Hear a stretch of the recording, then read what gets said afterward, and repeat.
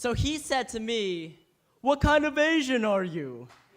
And I said back, "Well, that's a loaded question. What kind of Asian do you expect me to be? Because anyway you slice that egg roll, I'm still pretty much whatever you want to see. I played many a Far East stereotype. Awkward math genius, cold and calculated kung fu expert, assistant to Dr. Jones, you crazy. You want me to drive? How so? I can give you Tokyo Drift, Jeremy Lin, Mario Kart, Tiger Woods, and blinker left on for about half a mile.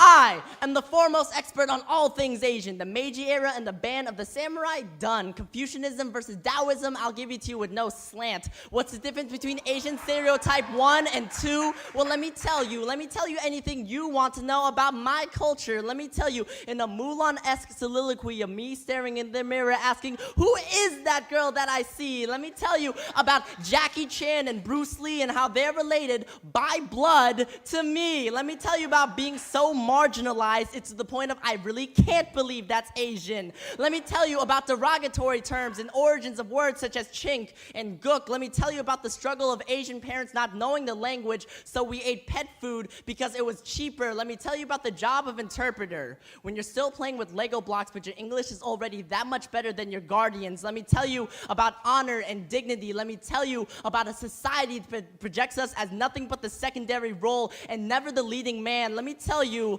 all the things you don't want to know. Like how chink comes from the clanking of metal to railroad as the slaves built train tracks for this country to be connected. Like how the zipper head down the street is called that because of the way our heads split open when struck with assault weapons, or how jeeps ran over and left marks across corpses and someone clever thought that we were only good to unzip. Like how every time you lump an Asian person into one culture, it's systematically making us assimilate into an America we thought was better than our war-torn home, and every time you confuse me with some other nationality that I might share similar features to, is stripping away my individuality, and I still feel the shame of being Asian, the heat and pious dedication of June 11th, 1963, the envy of blonde hair and blue eyes, and I still remember thinking where all the boys who looked like me on TV were, the broken words from my mother and father stage diving off of my tongue, the anger I felt when those kids thought I would get them sick, and I still feel the ash of the incense burn my hands when I prayed for my family, and I still remember thinking my skin was what I was worth, and I still feel the ironwork of my bones grow stronger with every train of thought that passes by, and I still feel pride, and I still feel heritage, and I still feel Chinese, and I still feel Vietnamese, and I still feel American, and I still